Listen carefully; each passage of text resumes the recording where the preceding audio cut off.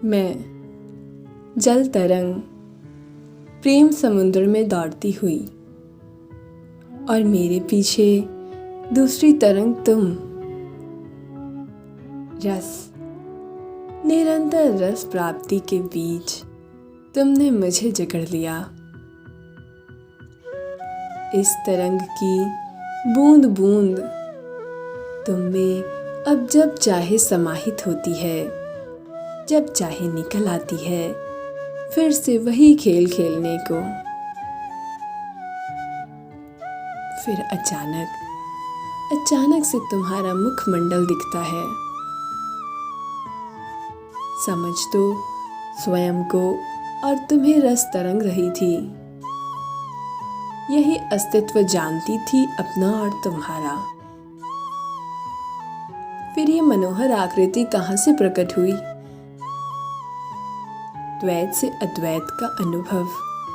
हाय क्या रूप, सौंदर्य, क्या शौर्य! तुम्हें देखते देखते मेरा स्वरूप भी एक स्त्री का सा हो गया, जो अपलक तुम्हारे अधरों से नैनों तक का रास्ता तय करती रही। मैं समझ ना पाई कि मेरा वास्तविक अस्तित्व रस तरंग का है और मैं स्त्री बनी हूँ, या स्त्री थी और भूलवश उस आनंद में खो गई थी। मादकता उनके मुख से बूंदें बनकर टपकने लगी तो मैं विद्युत गति से उनकी ओर खींची चली गई। मुख खोलकर उस टपकते रस का पान करती रही। यह रस उनके कपोल से बहता, नैनों से बहता, अधरों से बहता।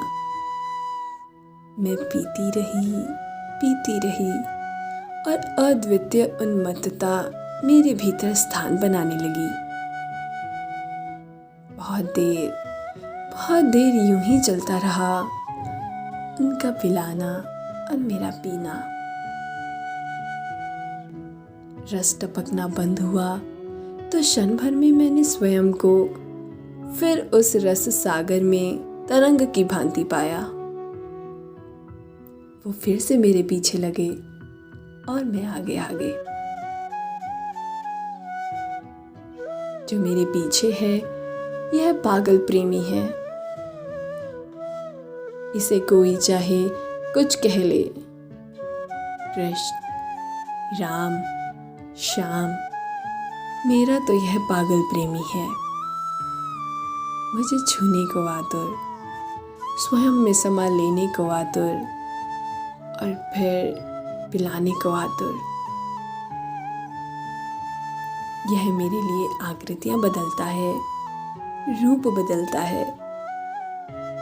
इसका वास्तविक स्वरूप क्या है यह मुझे नहीं पता। इसके सभी स्वरूप वास्तविक हैं।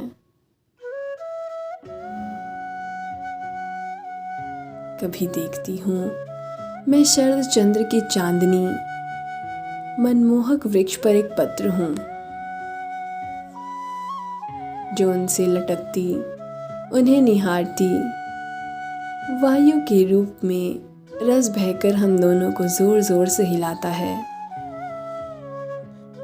मैं उनसे लटकी, उनके रस से निरंतर पोषित, और फिर और रस कहीं से आकर मुझे न जाने कैसी कैसी अनुभूतियां प्रदान करता है।